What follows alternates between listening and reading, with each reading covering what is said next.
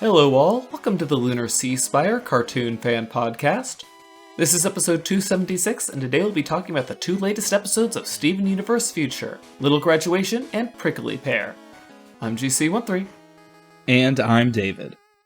These were the feels that I was looking for in Steven Universe Future. Finally, we go a little deeper, much deeper, into how Steven's feeling post the obliteration of a dictatorship, and he actually is feeling a little left out of the action.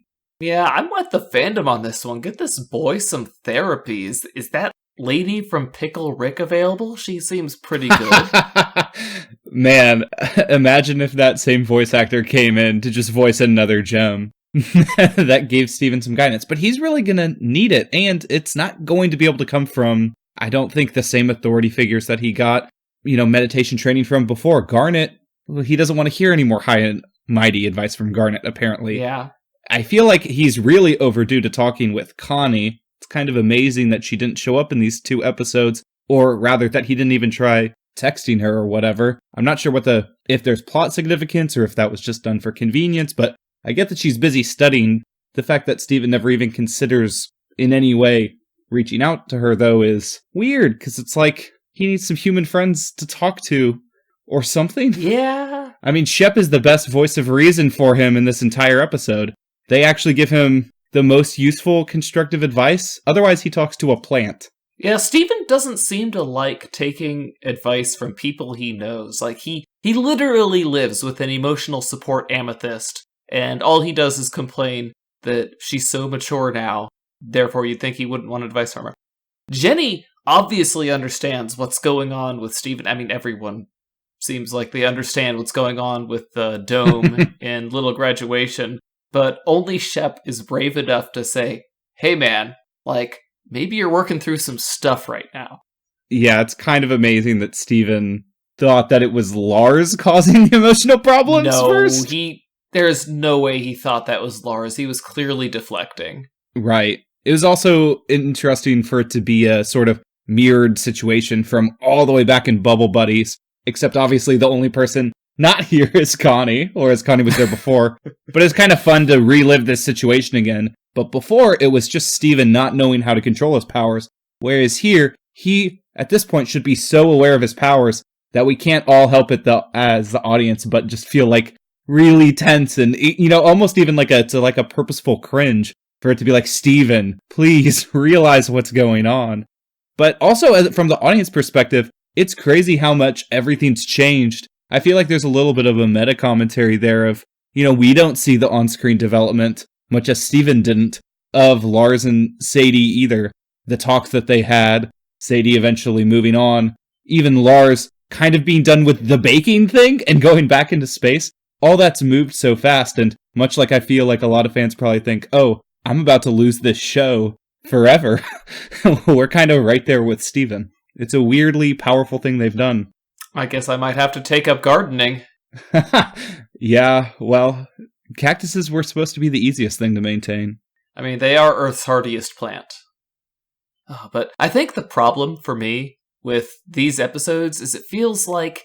Okay, so there's this fan theory that a lot of these Steven Universe Future episodes, I saw one person kick this out on Reddit, are actually different potential timelines from Garnet. And I don't think that's true, but the discontinuity between Little Graduation and Prickly Pear, makes an argument for it. Because at the very end of Little Graduation, Steven has clearly realized he has the problem. He misses his friends, but he kind of partially resolves it by knowing that he'll always be able to reach out to them. But, he still feels bad about it, and so he does that whole drive away. He's listening to the new song rather than the old song, and then he looks up at the stars and, has his pizza, probably on Brooding Hill. And then we see Prickly Pear start, and he is coping in just about the most unhealthy way by building himself a little fantasy world where all of his friends stay rooted right in the dirt, where they're not going to fly away from him. Yeah, that one felt particularly... It reminded me of that Adventure Time episode where Finn had literally all of his friends re-represented, and yeah, not quite the same situation, but the same level of maybe delusion. Yeah, Steven is not, for some reason, as equipped as we might imagine him to be at this point to deal with his own emotional problems. But I think that's what's really fascinating about what it looks like Steven Universe Future is really going to tackle in the next set of episodes, which is something you just don't see done in television. There's literally no conflict except for what Steven has to deal with inside now. And, you know, we've marked off like so many of the quote unquote villains from the intro now. It's really looking like everything left is Steven and the audience sort of dealing with the end of Steven Universe. Steven having to like actually define himself and actually define what he cares about and how he can exist independently. I mean, he literally sang about being independent to Pearl in the movie, but I don't know if he understands about being independent, not just together, but actually alone. It's kind of weird. But both of these episodes, I would say they're good episodes, but they make me so uncomfortable to watch because, like, we as the fandom are like they shine a light on what's going on with Steven. And so since it's obvious to us, you know, watching Steven blunder around completely unaware of it is kind of painful for a lot of us, me included. Yeah, and it's very much on purpose, it feels like. And I feel it's also really relatable. I mean, the problem of needing to be needed is not an uncommon one, right? That's almost like a base need we all have, but it's one that Steven is realizing he doesn't know how to answer. He's not sure what he's supposed to do if he's not helping people. Do they not have the Beatles in his world? Yeah, I guess not. He needs a little bit. I mean, they have a whole song about that.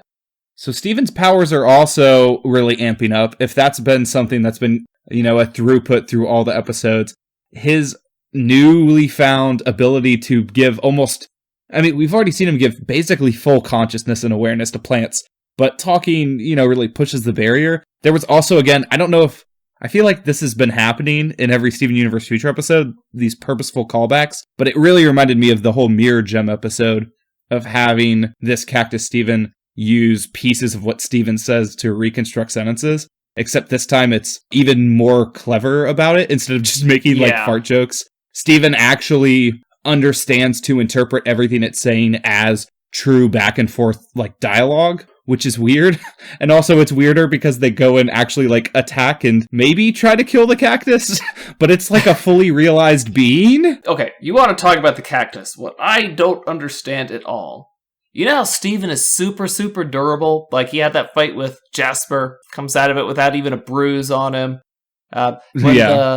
When Cactus Steven throws his shield back at him, it conks on his head, he falls over, and then he gets back up. You know, that shield probably would have cut through a pillar of solid wood, and it doesn't even leave a scratch on Steven's face. And yet at the beginning of the episode, he is able to prick his fingers with an ordinary, unmagical earth cactus.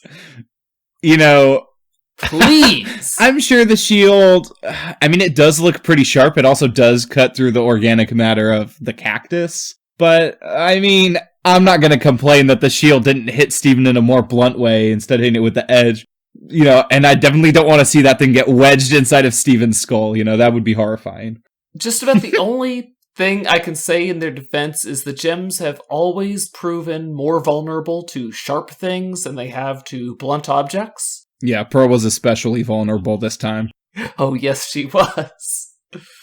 That might go down as one of the best stills in the entire series. Oh, why do you want to take a screenshot of the best girl being, you know, just obliterated by a cactus? I can't. I mean, honestly, the pain she was in looked like poofable. But she didn't poof. She stuck in there, just like those cactus needles did.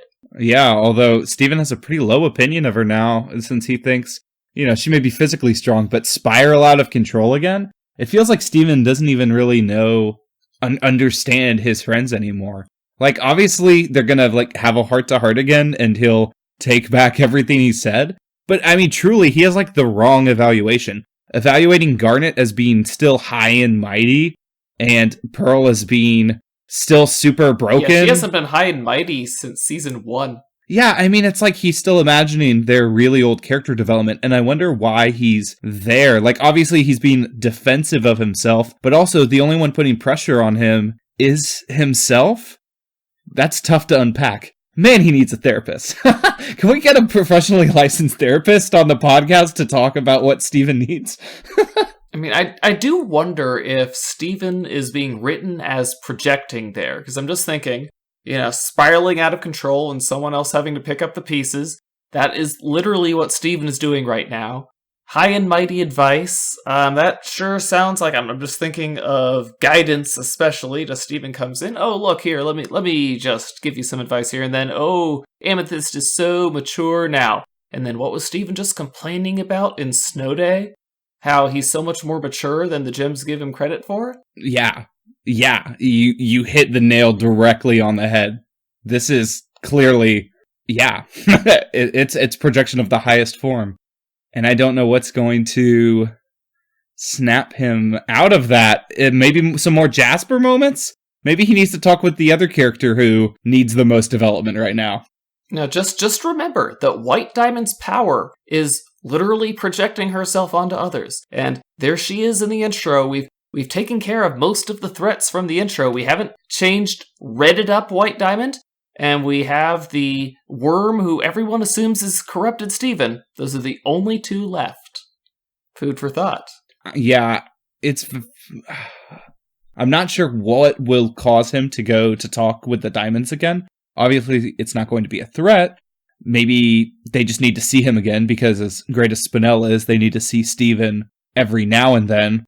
It could be likely that he's going to dig up some of these feelings when he deals with the diamonds who, I mean, if he is projecting these ideas about the crystal gems, maybe he still harbors a lot of, hey, you guys are actually dictators and I'm not cool with you feelings. And he might let that anger leak forward a little bit if they're still not so smooth. I mean, we've already seen him be mildly annoyed with White Diamond calling things lower life forms. But what if he gets a lot more annoyed the next time he sees them if they're still ineloquently dealing with their new, they're not being as politically correct or whatever else that, is expected of them now.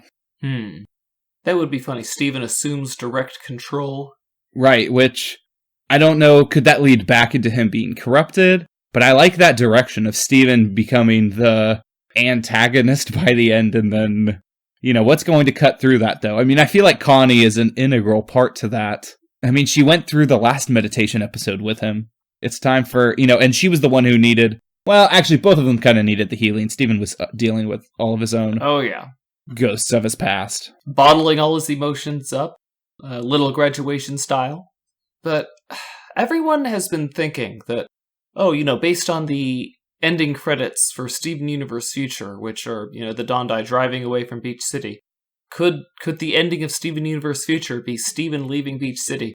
And after little graduation, I'm kind of thinking, that makes sense. I mean, not just from the narrative perspective, but based on what Rebecca Sugar has said, this isn't going to be the last she uses these characters. Maybe she already knows that there is going to be a Steven universe without Steven. Like my Beach City series that I've wanted for so long, And I can imagine a lot of the Beach City residents living lives separate from Steven, because although they were, friendly to him, he was never in my mind, Steven is truly friends with Connie and the crystal gems, and then, there's some gem allies, but, he never had that, established constant communication with everyone else. It's just kind of the people who he lived with and around with. But him leaving, those people, the crystal gems and Connie and his dad, feels wrong. I mean, we just got 2 episodes that developed him closer to that, but, I don't know if is that healthy? Is that right? He decides that he's just not needed anymore and he just goes completely solo. I mean, the show is built so much around the concept of the strength of Steven's family and friendship and love. So for him to, and self-love has also been an important theme. I mean, it's literally the last song that played at the finale of season 5, right? That's what Change Your Mind is about, is being confident in yourself. But I don't know. That almost seems too far for Steven's self-love to have to become so strong that he supports himself completely and leaves behind everything. They could write it to end on a bright note or on a dark note. Of course, I'm hoping they ended on a bright note. They have the Warp Pad network, so he's never that far away from Beach City. No. Now I'm so, based on the direction the show's going, though, those, like, other lore questions now, I just have no, I mean, I'm also less interested in them at this point now. Like, do I need it to be answered why Lion has a whole dimension inside of him? Like, I mean, I guess we could just chalk it up to diamond powers, but, you know, mysteries like that, I mean, the chest, whatever. I think at this point the chest is just, like, the same thing with, oh, we missed the development with Lars and Sadie. That's just what happens. The chest was such a big question for so long. They have to answer it eventually. But maybe that's part of, like, I mean, if Steven's going to be learning, and well, just learned a little bit about moving on, maybe that's the concept they're trying to give to watchers of television as well. But that's interesting to me, too, how much this is the most subtle meta commentary I feel like this show's ever done. Like, it's not crazy. The closest they got to being explicit was Steven being like, I didn't see this development happen, which almost sounds like a fan saying it. Yeah, that was pretty explicit, just like the meta commentary in Tiger Philanthropist with Lars. I'm assuming they meant for Lars to be the fans of Tiger Millionaire out there. That's certainly what it felt like. Yeah, and so those lessons that they're trying to impart about, like, what it means to participate with a show, especially a long-running show. Well, yeah, I'm just interested to see what Rebecca Sugar thinks about it. She has such interesting thoughts about television and being a part of that experience. So, yeah, guess I'm still excited to see where it goes, because at this point, I don't know how Steven resolves his mental health, and I don't know what else, how much more extreme it's going to get. I mean, it already felt pretty bad with how this cactus thing went, and yet he still chooses not to talk to the gems at the end of it. Yeah, like that's one heck of a cliffhanger to send us into a long schedule break, is the gems all being aware, like painfully aware at this point, of the feelings Steven is keeping bottled up, and him still not wanting to talk about it, even though, again, as the show is making very, very clear, that is literally the only way that everything is going to become better. Were the gems fully aware by the end of the episode that, I mean, Steven says out loud that the cactus is copying everything he says, but the gems don't seem quite aware of that, because they all still, Amethyst is like, why is it being so suspiciously specific? Well, it's only after that Steven says he's been copying all the things I said. Wait a minute, he's copying me. And then later on, so is there anything you want to talk about? And then he ends with, I think I've said enough. And it's like, nope, don't use your emotional support, Amethyst, at all. She's good at talking, and she really knows people. They've always had that close relationship. It's really sad that Steven views her as only being recently mature. Well, I mean, to be fair, she also views herself as being only recently mature. Yeah, it wasn't until What's Your Problem that Amethyst realized how mature she had become, so it's a fairly recent development for her. So does this show come back when HBO Max comes out? I hope not, because that would mean that it was an HBO Max exclusive, and that would have very bad things to do to the viewer numbers. It'll bring us into that bold new decade of television watching. We've already made our feelings known about this brave new world. But it is pretty likely that it's not going to return, at least in January, but Steven Universe has never had a hiatus that was longer than, well, I think it's had one that was longer than 6 months. But I'm imagining the timing, if it's less than a normal hiatus, really aligns with HBO Max coming out in May. It'd be a little strange for Cartoon Network to be transitioning so much content there, but still premiering things on the network. I mean, it really feels like it matches up with both Rick and Morty and Steven Universe, which are the premier shows for their networks, only aired half. Well, Steven Universe may be more than half, who knows.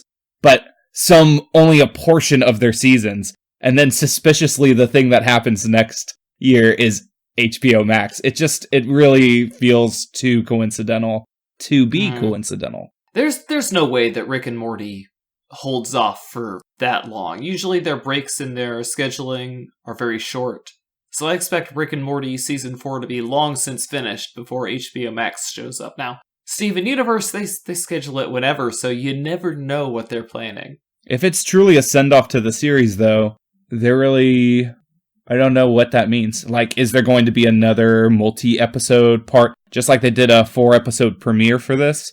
is the next batch the final batch? And we don't even truly understand. This could have only been like maybe part 1 of 3. It could be a trilogy of sets of episodes, but we'll find out next decade. Yeah. Oh, yeah, whenever that is, am I right? Ugh. Anyway, guys, that's been us on Little Graduation and Prickly Pear. Join us next week. Until then, I'm GC13. And I'm David. Don't forget to leave us a review on Apple Podcasts or anywhere else. Later, everybody.